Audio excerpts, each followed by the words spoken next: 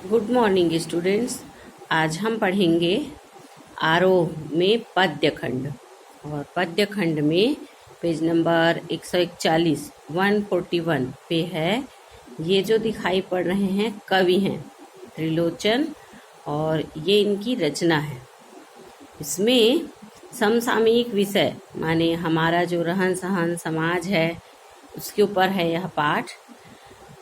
अक्षर, शब्द और वाक्य बनने के बाद वो गद्य रचना, कहानी, नाटक, उपन्यास जो भी बनता है, इनसे आपको यह स्पष्ट होता है कि सबसे पहले अनाराम ये सब लिखना सीखे, उससे वाक्य बनाना सीखे, उससे ये सब। और पढ़ते पढ़ते में आज के इस युग में बहुत सी चीज़ें आधुनिक हैं और बहुत सी चीज़ें ऐसी जो एक समय में माने आज हमारे पास है, किंतु आज हमारे पास जिस प्रकार से उस प्रकार उस समय में नहीं रहा होगा। तो वैसे ही शिक्षा का भी है। शिक्षा में धीरे धीरे जैसे ही विकास हुई, प्रगति हुई, माने विज्ञान की तरक्की हुई, देश में विकास हुआ, उसके अनुसार शिक्षा का स्तर ऊंचा उठा। और आज भी कई ऐसे प्रांत हैं जहां शिक्षा में इस प्रकार के प्रयास की बहुत ज़्यादा आवश्यकता है। इसी पर है यह पाठ। कविताएं रहेंगी तो सपने भी रहेंगे, जीने के लिए सपने सभी को आश्वासन देते हैं। भंवर में झकोरे खाती नाव को झकोरे खाती नाव को जैसे तैसे उबार लेते हैं। कविताएं सपनों के संग ही जीवन के साथ हैं, कभी कभी पाँव हैं, कभी कभी हाथ हैं। ये इनकी रचना है। मेरा घर उसमें से है। अब ध्यान पूर्वक इसमें जितने जगह आप देखेंगे स्लेस लगा है, जैसे पूर्ण विराम होता है, हल्का सा तिरछा है, साथ ये स्लेस है। कहने का तात्पर्य है इसमें जितने भी शब्द हैं एक दूसरे से जुड़े हैं। अब ध्यान पूर्वक इसका अर्थ निकालेंगे। कविताएं रहेंगी तो माने जब हम किसी कविता या रचना को पढ़ेंगे, सपने भी रहेंगे। बहुत सी चीज़ें ऐसी होती जो केवल कल्पनाएं होती हैं या केवल सपना होता है, जिसको हम कविताओं के माध्यम से बोल देते हैं। इसलिए कवि कहते हैं जीने के लिए सपने सभी को आश्वासन देते हैं। ये एक हमारे जीवन की वास्तविकता है कि जो चीज़ संभव हो या ना हो तो भी हम सपनों में और कल्पनाओं में यह मान सकते हैं कि काश ऐसा होता, काश ऐसा होता। और बहुत सी चीज़ें इससे साकार भी हुई हैं। भंवर में झकोरे खाती नाव को, तेज नाव जब चल रही है और नदी का बहाव तेज है, हवा जिस तरफ होती है तो हवा के साथ नाव लहराता है। जैसे तैसे उबार लेते हैं, जैसे तैसे जिस प्रकार पानी की धार के साथ बहाव है उसी प्रकार ले जाकर नाव को पार लगा लेते हैं। कविताएं सपनों के संग ही जीवन के साथ हैं। ऐसे ही ये कविताएं हैं जिसमें कुछ कल्पनाएं होती हैं, सपने होते हैं, और जीवन में बहुत सी चीज़ें ऐसी होती हैं जो इनके माध्यम से हम दर्शा पाते हैं। कवि कहते हैं जीवन के साथ हैं, कभी कभी पाँव हैं, कभी कभी हाथ हैं। माने जब आदमी निष्क्रिय होकर बैठ जाता है, बहुत सी रचनाएं ऐसी होती हैं जिसे पढ़कर प्रेरित होकर वह आगे बढ़ पाता है। और कभी कभी पाँव हैं, यानी इन कल्पनाओं के सहारे इनको साकार करने के लिए हम जो आगे बढ़ते हैं। ये दार्शनिक जैसे होते हैं, बहुत सी चीज़ें ऐसी होती हैं जो केवल कल्पनाएं हैं, लेकिन वो अपनी सोच से उसे समाज तक पहुंचाते हैं और समाज में उसे साकार भी करते हैं। उसी प्रकार से ये रचना है। ये रचना है किसके ऊपर? शिक्षा पर। कि आज भी जहाँ हम इस आधुनिक स्तर पे टेक्निकल पढ़ाई और ये सब में हैं, बहुत से जगह ऐसे हैं जहाँ इन सब चीज़ों का आज भी अभाव है। आज विकासशील भारत में बहुत तरक्की हुई है, शिक्षा का स्तर भी ऊंचा उठा है, किंतु जहाँ पर इस प्रकार की बात थी वहाँ के लिए यह पाठ है। और इसे अन्यथा नहीं लेंगे, बल्कि समाज की एक विषम परिस्थिति को कवि ने किस प्रकार उभारा है इस पर हम ध्यान देंगे। कवि हैं त्रिलोचन। इनका मूल नाम था वासुदेव सिंह इनका जन्म सन 1917 चिरानी पट्टी जिला सुल्तानपुर उत्तर प्रदेश में हुआ था। मुख्य इनकी रचनाएं हैं धरती, गुलाब और बुलबुल, दिगंत, ताप के ताए हुए दिन, शब्द उस जनपद का कवि हूँ, अर्धान तुम्हें सौंपता हूँ, चैती, अमोला, मेरा घर, जीने की कला, ये काव्य रचना है। देशकाल, रोजनामा, काव्य और अर्थबोध, मुक्तिबोध की कविताएं, ये मुक्तिबोध एक प्रसिद्ध कवि हैं, उनकी कविताएं हैं, उस पर उन्होंने एक लेख लिखा है, गद्य है।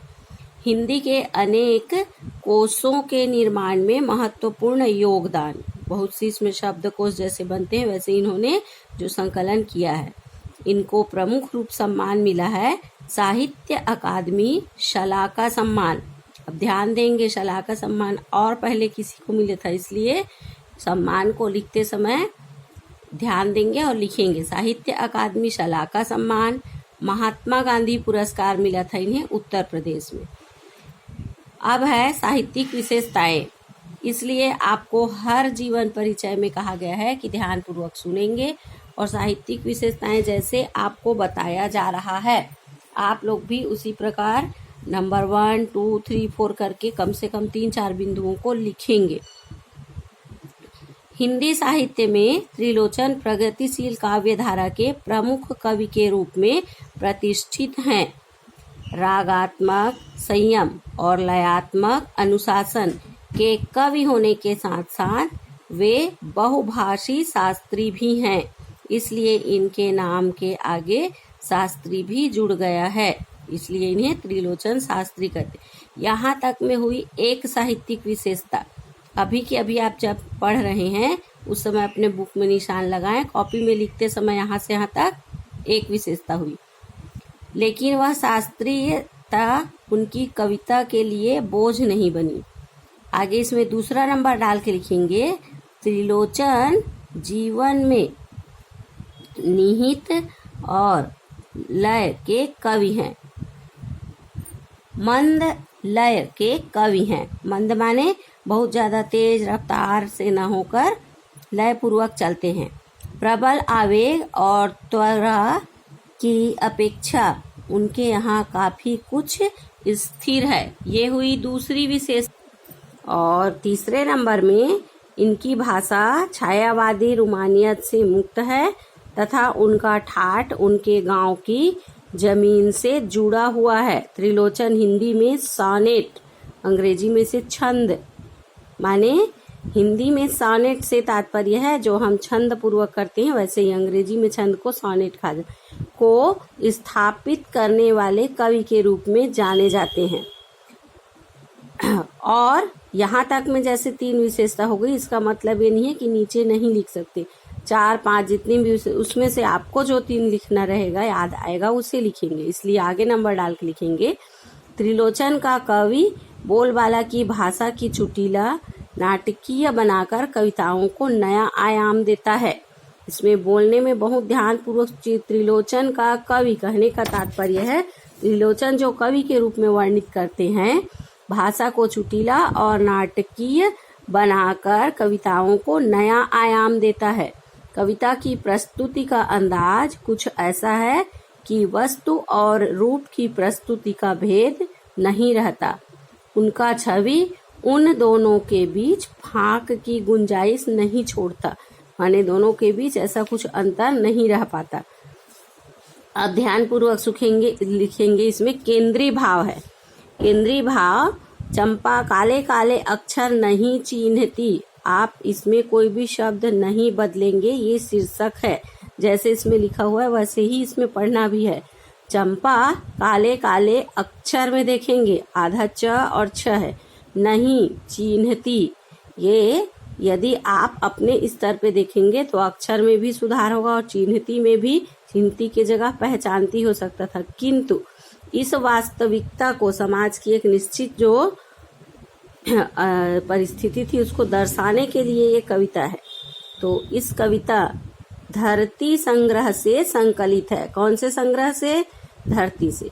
यह पलायन के लोक अनुभवों को पलायन माने एक जगह को छोड़कर दूसरे जगह जाना। तो शिक्षा के कारण बहुत से जगह ऐसा हुआ है, तो उसमें इस चीज को भी दर्शाया गया है। मार्मिकता से अभिव्यक्ति है। कविता में अक्षरों के लिए काले काले विशेषण का प्रयोग किया गया है। सही है, क्योंकि जहाँ पर भी देखे लिखावट में काला दिखता है। और इसका एक तात्पर्य और भी है, जो नहीं पढ़े लिखे हैं उनको सिर्फ यही लगेगा कि ये काले काले चिन्ह हैं, जो एक और शिक्षा व्यवस्था के अंतर विरोधों को उजागर करती है। भाई आज के समय में इस जमाने में हो ही नहीं सकता कि कोई अनपढ़ रह जाए, इसलिए यह अंतर विरोध का तात्पर्य है। आप भी और हम भी यदि पहले देखें तो कौन कहेगा कि सिर्फ काला काला अक्षर है। कम से कम अक्षर ज्ञान तो अब लगभग सभी को होता है, तो ये इस चीज को उजागर करता है। तो दूसरी ओर उस दारुण यथार्थ, दारुण माने करुणा भरे और यथार्थ माने सच्चाई से हमारा परिचय कराता है, जहाँ आर्थिक मजबूरियों के चलते किसी के पास क्षमता नहीं है, कमाई नहीं है, और जो पढ़ लिख लिए तो यहाँ उसको काम नहीं है, कहीं न कहीं जाना पड़ता है। इन मजबूरियों से जूझना पड़ता है और बहुत जगह घर परिवार में इनसे समस्याएं भी आती हैं। टूटने का तात्पर्य है रिश्तों में दूरियां बढ़ जाती हैं। काव्य नायिका चंपा, कौन है नायिका? चंपा, एक लड़की है जिसके बारे में लिखा गया है। अनजाने ही उस शोषक व्यवस्था यानी समाज में जो शोषण चल रहा है प्रतिपक्ष में खड़ी हो जाती है। वह तर्क देती है, जहां भविष्य को लेकर उनके मन में अनजान खतरा है कि आगे आने वाले समय में ऐसा भी हो सकता है। वह कहती है, कलकत्ते पर बजर गिरे। बजर माने होता है वज्र, यानी बहुत बड़ी तकलीफ, मुसीबत। कलकत्ते पर वज्र गिरने की कामना जीवन के खुरदुरे यथार्थ के प्रति चंपा के संघर्ष और जीवन को जीवट माने होता है किसी चीज में बहुत ज्यादा जिद्दीपना करना, अपना गहरा विश्वास रखना, उसके इस भावना को दर्शाता है। पेज नंबर 164 पे देखेंगे, इसमें शब्दार्थ हैं। चिन्हती माने पहचानती, चिन्हों माने चिन्हों अक्षरों कि जब हम जानते हैं कि अनार का है, आम का है, तो हम उसको आ पढ़ रहे हैं, आ पढ़ रहे हैं, न पढ़ रहे हैं, द पढ़ रहे हैं। जो नहीं जानता कि ये द है या ला है या स है, वो तो सिर्फ उसे एक चिन्ह ही मानेगा। चौपायों माने चार पैरों वाले, कौन होते हैं? जानवरों के लिए, और यहाँ गाय भैंसों के लिए प्रयुक्त हुआ है। कागद माने कागज। हारे गाढ़े काम सरेगा माने कठिनाई से काम आएगा, कठिनाई में काम आएगा। जब बहुत ज्यादा मुसीबत होती है और कोई युक्ति काम आ जाती है, वैसे ही। बालम माने पति। बजर गिरे माने वज्र गिरे, भारी विपत्ति आए, मुसीबत आए, वो किसी के लिए अच्छा साबित न हो। इस प्रकार इस रचना में बहुत से शब्द ऐसे हैं, और आप पढ़ते समय इन्हें अन्यथा न लेकर इसकी वास्तविकता को पहचानेंगे, और पाठ पढ़ने के बाद हम इसके इस अर्थ को, इस गहराई को पहचान पाए, कवि की उन वास्तविक भावनाओं तक पहुंच पाए जिससे समाज की एक निश्चित विषम परिस्थिति को कवि ने सामने लाने का प्रयास किया है। इस प्रकार इस पाठ से हमारी उच्च मानसिकता और उच्च सामाजिक लगाव का परिचय मिल सकता है। इसमें ध्यान पूर्वक देखेंगे। पाठ शुरू होते ही पहले शीर्षक है, कविता की पंक्तियां, उसके नीचे देखेंगे चित्र दिया है। ठीक है, चित्र में जैसा कि दिख रहा है, मानो कवि जो भी हैं टेबल पे बैठे पढ़ते या लिखने के लिए, उनके सामने पड़ा हुआ है कागज, कलमदान, पेन और सामानें बिखरी हुई हैं। यह जो प्रतीक है एक किसकी? नायिका का, कि चंपा जो दिखाई पड़ रही है। उस घर को बड़े ध्यान से देखने पर ऐसा लग रहा है कि व्यवस्थित है, सारी चीजें हैं, और कवि लेखक पढ़ने या लिखने के लिए बैठे हुए हैं, किंतु परेशान हो रहे हैं कि उनका सामान इधर उधर है, और इसी पर उन्होंने कविता बनाई है, इसी पर ये कविता आधारित है।